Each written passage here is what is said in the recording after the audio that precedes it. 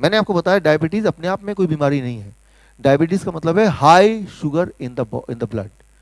पहली बात तो ब्लड में, बॉडी में शुगर की जरूरत क्या है, ब्लड में शुगर की जरूरत क्या है?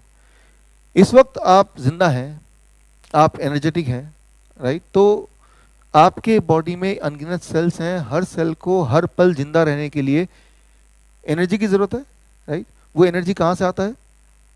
वो शुगर को बर्न करता है, जिससे एनर्जी पैदा होता है। Sugar is a source of energy. Blood क्या करता है? शुगर को सेल्स के अंदर डालता है, सेल्स क्या करता है? उसको बर्न करता है और उससे एनर्जी, ताकत पैदा होती है, जिससे आप अभी जिंदा हैं। शुगर अच्छा है कि बुरा है? इज गुड और bad? Very good. Sugar means, blood sugar means energy. High sugar is good और बैड? हाई एनर्जी, डॉक्टर बोलेगा आपका ब्लड शुगर 500, आप खुश, अरे बाप रे मेरी एनर्जी इतनी ज्यादा आज, नहीं। Here you have to understand little bit. Blood circulatory system जो हमारा, वो है हमारे ह्यूमन बॉडी का 60,000 किलोमीटर टू 1 लाख किलोमीटर। अगर आपके ब्लड वेसल्स, आर्टरीज और वेन्स, कैपिलरीज, वो सारे अगर लाइन बाय लाइन लगा दें तो 1 लाख किलोमीटर तक चले जाएंगे, और उसमें ब्लड ऐसे फ्लो करता है, राइट? और ब्लड क्या करता है? एज ए ट्रांसपोर्टेशन सिस्टम, वो ऑक्सीजन को, शुगर को, न्यूट्रिशन को, वेस्ट मटेरियल को ट्रांसपोर्ट करता है। ये काम है। जैसे आपका शहर में ट्रांसपोर्टेशन सिस्टम वैसा पूरा फैला हुआ है, एक जाल, उसी तरह से हमारे बॉडी में एक जाल फैला हुआ है ट्रांसपोर्टेशन सिस्टम का। और उस ट्रांसपोर्टेशन सिस्टम को एफिशिएंट चलाने के लिए एक मैनेजमेंट है कि कितना शुगर रहना चाहिए ताकि ट्रांसपोर्टेशन सिस्टम स्लो ना हो जाए। शहर में अगर सड़क पे ज़्यादा गाड़ियाँ होंगी तो क्या होगा? Transportation system will become slow. मैं देख रहा था कुछ लोग अभी भी लेट पहुंचे, क्यों भाई? ट्रांसपोर्टेशन सिस्टम में वहाँ अटक गए रास्ते में। ठीक इसी तरह से जब शुगर का लेवल एक लेवल से ज़्यादा होता है आपके बॉडी में, तो बॉडी का ट्रांसपोर्टेशन सिस्टम स्लो हो जाता है, यानी कि फिर न्यूट्रिशन, ऑक्सीजन, वेस्ट मटेरियल, उनका ट्रांसपोर्टेशन स्लो होने से किस पे असर करेगा? कौन से ऑर्गन पे असर करेगा? हार्ट पे करेगा, किडनी पे करेगा, आंखों पे करेगा, लंग्स पे करेगा, लिटरली हर ऑर्गन पे करेगा। किसी पे जल्दी, किसी पे बाद में। आपके शहर का ट्रांसपोर्टेशन सिस्टम अगर स्लो हो जाए तो सबसे ज्यादा असर किस पे करेगा? आप बोलेंगे सबसे पहले तो उसको पे असर करेगा जो इमरजेंसी पेशेंट होगा, फिर उस पे करेगा जिसके कोई इंटरव्यू देने जा रहा हो, उसकी जॉब लगने वाली हो, राइट? इस तरह से करते करते करते करते आप पाएंगे ऐसा कोई भी नहीं है जिस पे असर नहीं करेगा। फाइनली हर एक पे करेगा। किस लेवल का असर कब करेगा वो एक अलग क्वेश्चन है, बट करेगा जरूर। ठीक इसी तरह से अगर हमारे बॉडी का ट्रांसपोर्टेशन सिस्टम अगर स्लो हो जाता है तो सारे के सारे ऑर्गन, सारे के सारे सेल्स सफर करते हैं, और वो ऐसा स्लो अगर लंबे समय तक रहेगा तो हार्ट डिजीज है, किडनी फेलियर है, आई डिजीज है, ये सारी चीज होने लगती हैं। इसी को बोलते हैं डायबिटीज, राइट? सो लेकिन कितने शुगर को हाई शुगर बोलें, ये एक इंपॉर्टेंट क्वेश्चन है। इसको हम जल्दी से समझ लेते हैं, कितने शुगर को, क्योंकि आज हमारा जो मेन मकसद है करना क्या है घर जाके, what we need to do once you go back home, ताकि आज के बाद, अभी के बाद अगली जो दवाई है वो खाना ना पड़े, लेकिन हम हेल्दी भी रहें, राइट? सो उसके लिए let me try to explain and make you understand. मैं उदाहरण लेता हूँ इसका, मेरे खुद का एग्जाम्पल लेता हूँ। मान लीजिए 1 लीटर बॉटल है, 1 लीटर, हालांकि है नहीं लेकिन 1 लीटर मान लेते हैं इसको। मेरे बॉडी में, मेरा बॉडी वेट है 70 kg, और अगर सारा मैं खून बाहर निकाल दूं तो करीब 5 लीटर खून आएगा। कितने बॉटल चाहिए मेरे सारे खून को भरने के लिए? 5। एक बॉटल से, उनमें से 1 ड्रॉप खून निकालता हूं, ग्लूकोमीटर में डालता हूं, रीडिंग आती है 200। इसका मतलब यह है कि मेरे 1 लीटर खून में 2 ग्राम शुगर है। क्लियर है? आपके बॉडी से 1 ड्रॉप मैं खून निकालता हूं और ग्लूकोमीटर में डालता हूं, रीडिंग आती है 100, तो आपके 1 लीटर खून में कितना शुगर होना चाहिए? 1 ग्राम, है ना? तो जब भी आपकी रीडिंग आती है, उस रीडिंग का तात्पर्य क्या है? वो यही तात्पर्य है। मेरे पूरे सर्कुलेटरी सिस्टम में कितना खून है? रीडिंग आई है 200, तो कितना शुगर है? 10 ग्राम। अगर मेरे पूरे ब्लड सर्कुलेशन से सारा शुगर निचोड़ देंगे तो 10 ग्राम शुगर निकलेगा, राइट? करीब 4 चम्मच शुगर निकल जाएगा। सो that is what is that, right? तो वो एक लेवल से ज्यादा शुगर होगा या एक लेवल से कोई भी न्यूट्रिशन ज्यादा होगा तो वो हमारे सर्कुलेटरी सिस्टम को चोक करेगा, यानी कि स्लो करेगा, जिससे बीमारियां होती हैं। यही है, दैट इज कॉल्ड डायबिटीज। तो यानी कि हमें सिर्फ एक ही काम तो करना है कि शुगर ज्यादा सर्कुलेट ही ना करे। अगर ऐसा कर पाए हम, जो कि हमारे हाथ में है, कितने दिन में कर सकते हैं? 1 दिन में कर सकते हैं। 1 दिन तो 24 घंटा होता है। कल जब आएंगे आप तो तब तक 1 दिन हो चुका होगा। तो एक दिन में करना क्या है, that is what you have to understand. So इसके लिए देखिए कितना, पहले तो ये पता होना चाहिए कितना नॉर्मल शुगर होना चाहिए।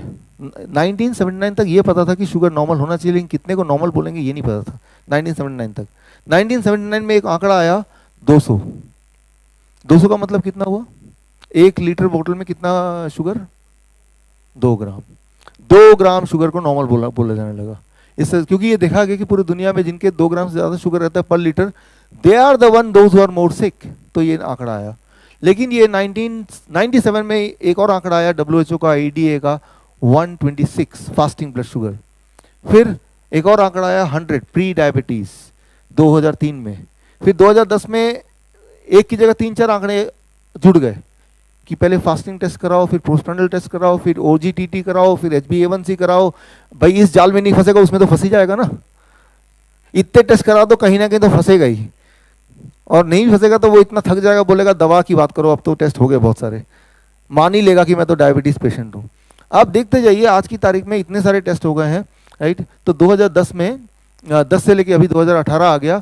अभी डॉक्टर के पास जाएंगे तो वो HbA1c 5.6 होना चाहिए, या फास्टिंग 100 से ऊपर नीचे होना चाहिए, पोस्ट पैंडल 140 होना चाहिए। ये प्रेजेंट आंकड़े हैं, राइट, जिसे हम बोलते हैं प्री डायबिटीज, राइट। इसका मतलब ये है कि इससे कम है तो ठीक है, नहीं तो इससे ज़्यादा है तो pre diabetes, right. So normally medical science में एक नई चीज़ आई है कि इंसान हेल्दी नहीं है, या तो डायबिटीज़ है तो दवा दो, या प्री डायबिटीज़ है, होने वाला है। प्री डायबिटीज़ का मतलब क्या है कि डायबिटीज होने वाला है। हाइपरटेंशन, प्री हाइपरटेंशन, हाइपरटेंशन तो दबा लो, प्री हाइपरटेंशन होने वाला तो भी दबा लो, यानी कि हेल्दी इंसान नहीं बचा, या तो बीमार हैं आप तो दबा लो, या बीमार होने वाले हैं तो भी दबा लो, right. So that is what is the truth. So अब ये जो आंकड़ा है, जो प्रेजेंट वाला आंकड़ा है, ये आंकड़ा कहां से आया? ये कभी आपने डॉक्टर से पूछा आपने कि आप जो बता रहे हैं आया कहां से? ये मेडिकल कॉलेज में, यहाँ नहीं, यहाँ तो नेचुरल मेडिकल कॉलेज है, कोई भी बड़े मेडिकल कॉलेज में इस तरह से एक सिखाने का लर्निंग पार्ट होता है कि आप पेशेंट को ऐसे देखो कि आपसे सवाल ना करे, वो इतना ऐसे घूर के देखें। आपने कभी किसी भी, आप में से किसी ने भी किसी डॉक्टर से कभी सवाल पूछा? वो देखने का अंदाज ही ऐसा होगा कि आप सवाल ही नहीं पूछेंगे, you are not allowed to ask, right, कि आप यू हैव टू फॉलो, क्योंकि सवाल पूछेंगे तो जवाब तो है ही नहीं कोई। एक सवाल पूछ के देखिए, भाई ये आंकड़े जो हैं आए कहाँ से?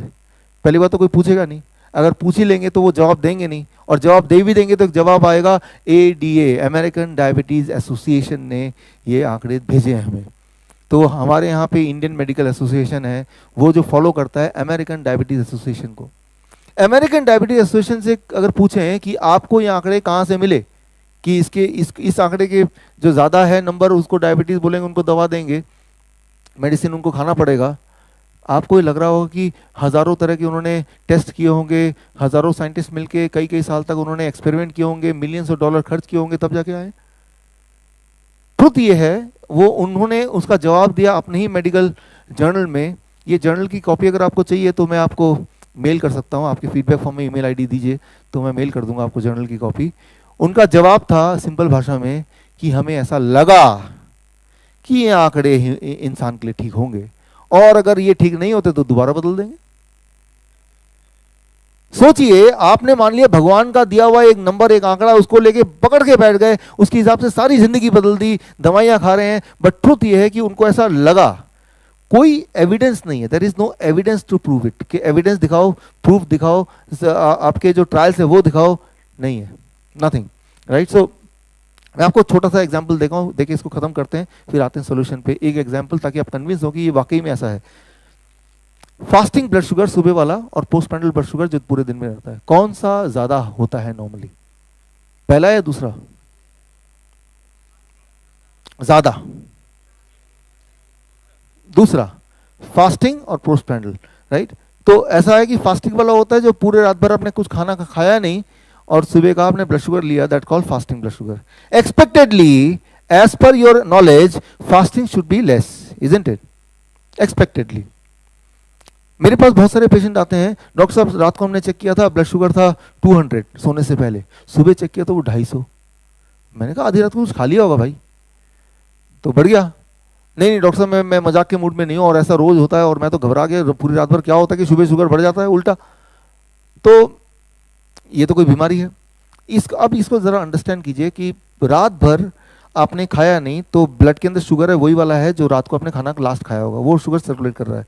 आप सो रहे हैं, काम नहीं कर रहे हैं, लेकिन आपकी बॉडी के सेल्स को अभी भी एनर्जी चाहिए, तो बॉडी के सेल्स जो ब्लड में रिमेनिंग शुगर है वो खींच के निकालती जा रही है, शुगर लेवल ब्लड में कम होता जा रहा है और आपकी रात बीतती जा रही है। तो सुबह जो expected sugar amount blood sugar है वो कम होना चाहिए कि ज़्यादा होना चाहिए? जबकि असलियत यह है कि हज़ारों लोगों का, करीब 55% पॉपुलेशन का, वर्ल्ड पॉपुलेशन, मतलब आधे ज़्यादा लोगों का सुबह वाली शुगर बढ़ी हुई आती है इन कंपैरिजन टू पिछले रात की जो शुगर थी। कारण ये कि रात भर में शुगर कम होती जा रही, कम होती जा रही, कम होती जा रही। करीब 4 बजे फॉर एग्जाम्पल ब्रेन देखता है कि शुगर काफ़ी कम हो गई, अब तो 50 तक पहुंच गई है, और कम होगा तो आप मर जाएंगे। तो ब्रेन तब लिवर को बोलता है कि भाई ऐसा करो, लिवर में स्टोर शुगर होता है, आपको पता है कि थोड़ा शुगर उधार दे दो, ब्लड में डाल दो, ताकि जब आप उठें तो आप एनर्जेटिक फील करें, और जब तक आपने ब्रेकफास्ट ना किया हो तब तक उस शुगर से आपका बॉडी काम कर पाए। इसे कहते हैं डॉन फिनोमिना। डॉन फिनोमिना कोई बीमारी का नाम नहीं है, it is not a name of any disease, right. Dawn phenomena मतलब ब्रेन ने डिसाइड किया कि आपके उठने से 1 घंटे पहले वो लिवर से बोल के कुछ शुगर ब्लड में डालेगा, ताकि जब आप उठें आप एनर्जेटिक फील करें, ना कि एग्जॉस्टिव फील करें। तो ये ब्रेन ने हेल्प किया, आपकी बॉडी ने आपको हेल्प किया आपके दिनचर्या को ठीक से करने में। तो ये कोई बीमारी नहीं है, लेकिन इसी को हम बीमारी मान लें और दवा लेने लगे तो ये एक डिजास्टर है, राइट। तो यानी कि एक ड्राइवर गाड़ी चला रहा है जो कि एक्सपर्ट ड्राइवर है, आप पीछे पैसेंजर हैं, आपको कुछ पता ही नहीं है, अचानक आप ड्राइवर का गला पकड़ लेते, ला मैं थोड़ा स्टीयरिंग मैं भी चला लूँ, राइट। तो वो गाड़ी का क्या होगा आप जानते ही हैं, राइट। तो लेकिन पूरे रात भर का जो ब्लड शुगर है उसका क्या फ्लो क्या है, ये कैसे पता चलेगा? उसके लिए मैं एक्सपेरिमेंट कर सकता हूँ। मेरे पास एक टूल है, ये मैं, जय जी आप आएंगे स्टेज पे? आप इंसुलिन डिपेंडेंट हैं ऐसा मुझे आपने भी बताया और डॉक्टर गुलाब ने भी बताया। ये मेरे पास एक टूल है, इसको मैं आपके बॉडी में अभी लगा दूंगा, राइट। और लगाने के बाद ये क्या करेगा, मेरे पास एक मॉनिटर भी है, ये मॉनिटर को ये इससे कनेक्टेड है, पूरे रात भर में आपका जो ब्लड शुगर रहेगा एक एक पल का वो इसमें आता जाएगा। और कल जब आप मिलेंगे तो इसमें हम आपके जया जी का पूरे 24 घंटे का जो ब्लड शुगर रिपोर्ट है वो घड़ी घड़ी का इसमें आ जाएगा, एक एक सेकंड का इसमें आ जाएगा, उसका फ्लो आ जाएगा। तो जब आप देखेंगे तो आप हैरान होंगे कि ब्लड शुगर कैसे फ्लो करता है, राइट। अगर आप एक ड्रॉप लेके ब्लड शुगर देखते हैं, वो ब्लड शुगर आपकी बॉडी का नहीं है, उस ड्रॉप का ब्लड शुगर है, अंडरस्टैंड कीजिए। और वो एक ड्रॉप ये तय नहीं कर सकता आपके बॉडी के लिए क्या कौन सी मेडिसिन या क्या हेल्थ क्या होगी, वो ड्रॉप नहीं तय कर सकता। पूरे दिन भर का ब्लड शुगर का जो फ्लो है, इसको ऊपर कैसे करेंगे, ऊपर कर लेंगे, कर लीजिए, चेयर ला दीजिए यहाँ पे। सो एक चेयर ले बैठ जाइए।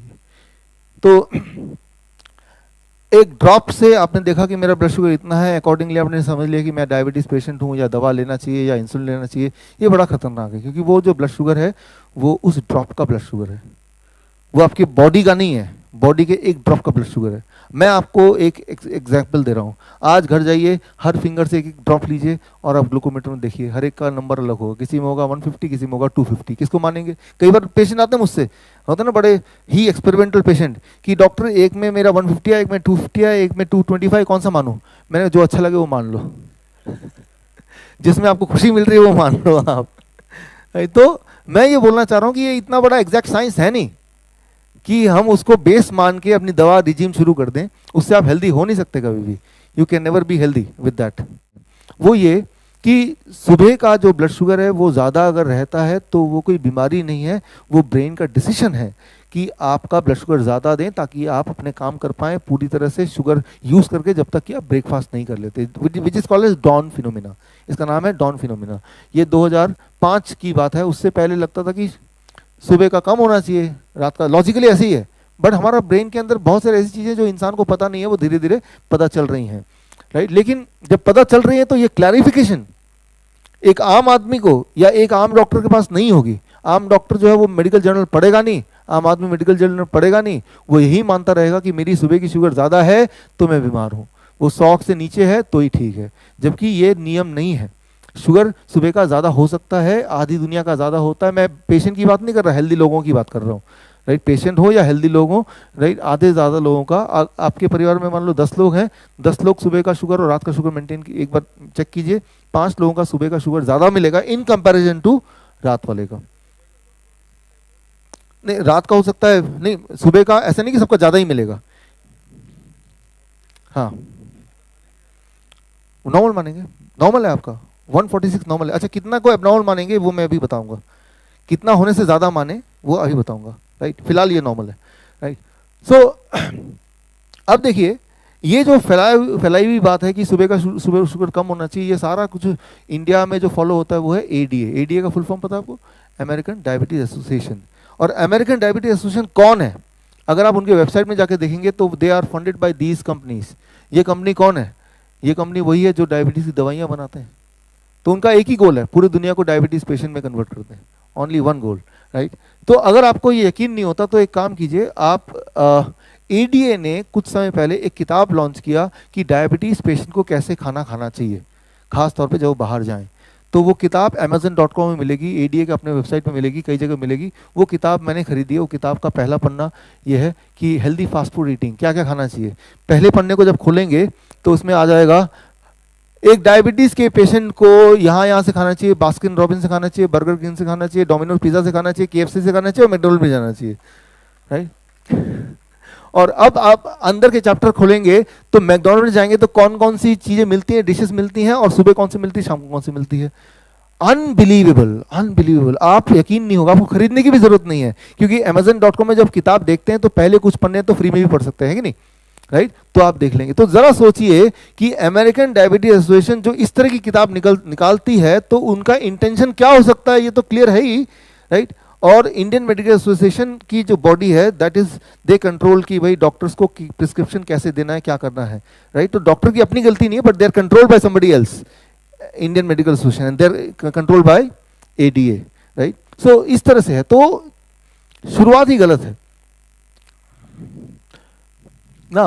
अब करना क्या है? आपका जो सवाल है कितना नॉर्मल कितना एबनॉर्मल होता है, ये इसका जवाब जानने के लिए मैंने पिछले 50 साल में जितने सारे मेडिकल ट्रायल हुए, इसको जानने के लिए वो सारे ट्रायल इकट्ठे कर लिए और वो मैंने एक स्लाइड में लगा दिया ताकि आप देख के खुद ही जज करें। वो स्लाइड ये रहा, 1985, 1993, 1994, 1999 Egyptian trial, 1999 Pima Indian trial, 1999 Kiribati trial, 1993, ये सारे ट्रायल की मैंने लिस्टिंग कर दिया और उन ट्रायल के मुताबिक कितने शुगर को हाई शुगर माना जाए वो इस तरफ डाल दिया। किसी ने बोला 231, किसी ने बोला 228, किसी ने बोला 268, किसी ने बोला 252, ये भी कर दिया, राइट। सो जिनको अगर ये स्लाइड चाहिए या इनके और डिटेल में जाना तो वो मेल पे वो अपना मेल आईडी देके लिख सकते हैं फीडबैक फॉर्म में, I want the details of this trials, मैं आपको ईमेल कर दूंगा, राइट। तो ये सारे ट्रायल्स को पढ़ के फिर मैंने जो निकाला वो मेरे अगले पेज पे है। एक किताब निकाली, लास्ट डेज ऑफ डायबिटीज, आज से 3 साल पहले, 2.5 साल पहले, और इस किताब का कंक्लूजन एक ही वर्ड है, वो है 250। पूरे दिन भर में भूल जाइए, फास्टिंग भूल जाइए, पोस्टप्रैंडिल भूल जाइए, ओजीटीटी, लेकिन जब भी आप चेक करते हैं, सुबह चेक करते हैं, रात को चेक करते हैं, अगर 250 से कम रहता है एवरेज ब्लड शुगर बिना दवा के, बिना इंसुलिन के, तो you are not a diabetes patient. सुनने में आपको लग रहा है ये क्या, डॉक्टर 100 बोल रहे थे, 150 बोल रहे थे, आप 250 बोल रहे हैं, ये तो अलार्मिंग है, 250 हो गया तो कुछ हो जाएगा, दिमाग फट जाएगा, मतलब कुछ भी, राइट। लेकिन ये मेरे लिए बड़ा मुश्किल था ये कन्विंस करना मेरे पेशेंट्स के लिए, लेकिन पिछले 3 साल इस बुक के निकालने के बाद, आंकड़े दिखाने के बाद भी पेशेंट की दवा छूट जाती है, लेकिन जब उनका ब्लड शुगर आता है से 210 फॉर एग्जांपल, वो पैनिक हो जाते हैं। अगर वो पैनिक नहीं भी होते हैं, उनका डॉक्टर पूछता है कितना ब्लड शुगर, बोलता है 210, डॉक्टर पैनिक हो जाता है, इंश्योरेंस कंपनी इंश्योरेंस नहीं करेगी, हज़ारों और लफड़े हैं, तो वो घूम के मेरे पास ही आते हैं कि मैं हेल्दी फील कर रहा हूँ, एनर्जेटिक फील कर रहा हूँ, लेकिन मुझे वो नंबर चाहिए जो डॉक्टर बताता है। बड़ी दिक्कत आ रही थी मेरे पास। लेकिन अब क्या हुआ, कोई एक चीज़ दुनिया में पहली बार डायबिटीज़ के पेशेंट के लिए कोई चीज़ अच्छी हुई है, वो है 6 मार्च। 6 मार्च इस साल ACP गाइडलाइन, डायबिटीज़ गाइडलाइन बदल गए और पहली बार दुनिया में मेडिकल इंस्टीट्यूशन ने यह माना कि अगर बिना दवा के आपकी ब्लड शुगर 250 से नीचे आती है तो वो नॉर्मल है, राइट, नॉर्मल है, पहली बार, राइट। तो ये पूरे जो ACP गाइडलाइन कहते हैं, American college of professional doctors का जो कॉलेज है, right, which is the highest authority of diabetes, ADA, IMA, इन सब से भी बड़ी बॉडी है। तो उन्होंने ये गाइडलाइन निकाला, राइट। लेकिन ये गाइडलाइन जो निकाला, क्या आपका डॉक्टर आपको बताएगा? अगर बताए तो क्या होगा? 70% जो पेशेंट है जो दवा ले रहे थे उनकी दवा एक ही दिन में बंद हो जाएगी, because the guideline are changed. तो ये गाइडलाइन आया, ये अखबार में भी एक एक बार आया, लेकिन इसकी इम्प्लीमेंटेशन नहीं हुई। मार्च की बात है, टुडे इज जून, राइट। सो 6 मार्च की बाद आज 21 जून हो गया, ये इम्प्लीमेंट नहीं हो रहा, क्योंकि इम्प्लीमेंट होते ही 70% दवाइयाँ जो बिक रही थी वो बिकनी बंद हो जाएंगी, बिकॉज 70% पेशेंट जो सो कॉल्ड पेशेंट, वो पेशेंट रहेंगे ही नहीं। तो इंपॉर्टेंट बात यह है कि अगर आपकी ब्लड शुगर बिना दवा के इससे नीचे रहती है तो बात खत्म, फिर तो कुछ चिंता करने की जरूरत ही नहीं, फिर तो डायबिटीज पेशेंट है ही नहीं, you are not a diabetes patient at all. तो बात यहीं पे खत्म होती है।